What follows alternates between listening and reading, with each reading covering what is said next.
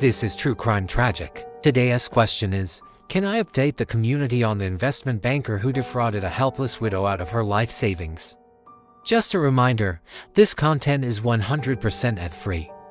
The only way this channel can continue to make these videos is with your support. So please show your support. First, a brief recap of the prior video. In 2014, a young woman named Jessica died tragically at age 29. Her husband, David, was devastated but soon found comfort in his late wife's cousin, Brittany, who offered her condolences and friendship. Some time passed and Brittany informed David that she had discovered a loophole in Jessica's life insurance policy that would allow them to access the death benefit early. She claimed that she worked for an investment firm that specialized in navigating her own legal technicalities and recovering money for clients. But in order to do so, they needed $3 million in cash to invest. Brittany suggested that David borrow against the future death benefit of the life insurance policy, which ultimately paid out $7 million. And so David did as Brittany suggested, transferring his rights to the death benefit to the investment company. In return, he received a promissory note from the company in the amount of $3 million. Soon after, Brittany called David with good news. She told him that the company was able to secure a favorable court ruling and that they were prepared to wire transfer the $3 million into his account. However, there was a small problem. They needed a document signed by both David and his lawyer before the funds could be released. He agreed and signed the document. When he did, however, it contained a clause stating that if Jessica's estate or her beneficiaries received any money from the life insurance company, then David would have to repay the full $3 million back to the company. Clearly, this was not what David was expecting. He called Brittany immediately, but she denied having anything to do with the clause, and said that she would contact the company and sort it out. A few days later, David's lawyer contacted him in a panic. He explained that the life insurance company had just called him demanding the full repayment of the $3 million. David called Brittany only to get her voicemail. Then he tried calling the investment company only to get a busy signal. Finally, he got through to someone at the company who told him that all of their offices were closed for the day. David knew something was wrong. At that point, he filed a complaint with FINRA, the industry regulator. A representative from FINRA reached out to him and asked why he was complaining. After hearing his story, she told him that she couldn't help because there was no evidence of wrongdoing by the broker. The FINRA representative advised David to sue the broker. David thought that was ridiculous. If there was a legitimate lawsuit to be had, then why was FINRA even involved? Why did FINRA need evidence of wrongdoing? Well, FINRA doesn't step in unless there's evidence of wrongdoing. Their role is to oversee the securities industry and protect investors from fraud and other abuses. If someone believes they have been wronged, then they are on their own until there is some sort of evidence of wrongdoing by a brokerage firm. Meanwhile, David's lawyer sent demand letters to the investment company, but they were ignored. He then filed a lawsuit, but the defense attorney simply dismissed it as a breach of contract. Meanwhile, David continued to call the investment firm asking for his money back.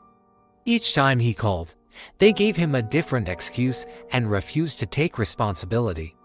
Eventually, the company stopped answering his calls altogether. And if that wasn't bad enough, the life insurance company revoked the policy entirely, citing failure to pay the premiums as the reason. David ended up losing everything. And to this day, Brittany remains missing in action. Now here comes the update. About 1 year ago, I published an article about this case and included contact information for the broker in the article. Within hours of publication, I received a panicked email from someone at the brokerage firm. They asked me to remove the contact information immediately because it was causing them trouble. I replied that I was happy to remove the contact information if they would agree to refund Mr. Cooper. However, they declined and told me that they weren't interested in settling. They also made it clear that they did not want me making any further contact on this matter. I let them know that I was going to publish their response, and that was the end of it. For the next several months, I heard nothing. Then a few weeks ago, I got a phone call from a law firm in Florida. They explained that they represented the broker in the case and that I was being sued for defamation over my original article. They demanded that I remove the article and issue a retraction and apology. I asked if we could settle by simply refunding Mr. Cooper, but they declined and said that their client wanted to pursue the case.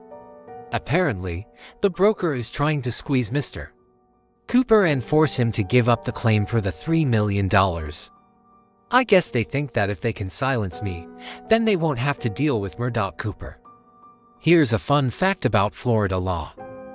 There is no statute of limitations on defamation claims. Therefore, the broker could be forced to pay damages for statements made over 8 years ago.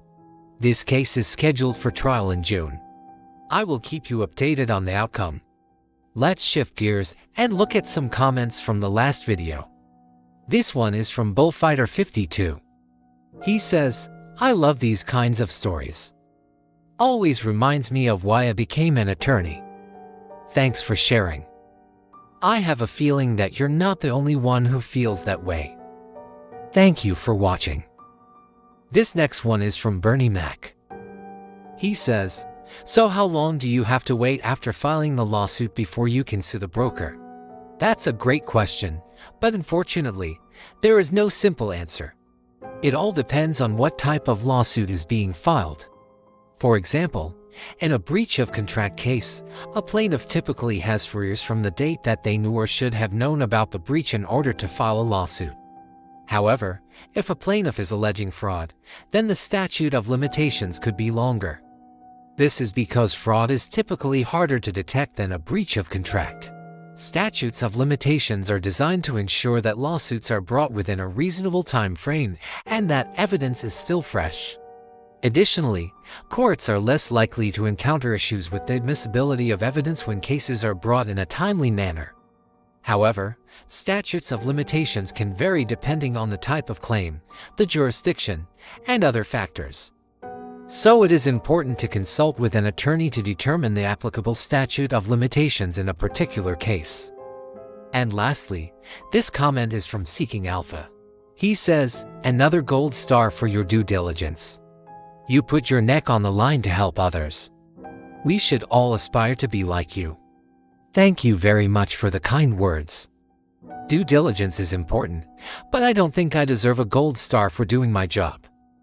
And now here is a comment that I would like to address. This one is from Thomas Smith. He says, "Why does he have a disclaimer that says that he's not a financial advisor?" Because he's not qualified to give financial advice and because the SEC forbids it. It's against the law. By offering financial advice without being registered as an investment advisor, he would be breaking the law and could be heavily fined and/or go to prison. So I understand where the concern is coming from, but I'm already taking steps to avoid that. And to answer your question directly, yes, I am required by law to include the disclaimer on every video. But beyond that, I do my best to avoid giving specific financial advice. For example, I don't recommend buying or selling any security. I don't discuss individual company valuations, and I certainly don't offer portfolio management services. In fact, I don't offer any financial advice whatsoever. Thank you again for watching. Please remember to support the channel and I will see you in the next video.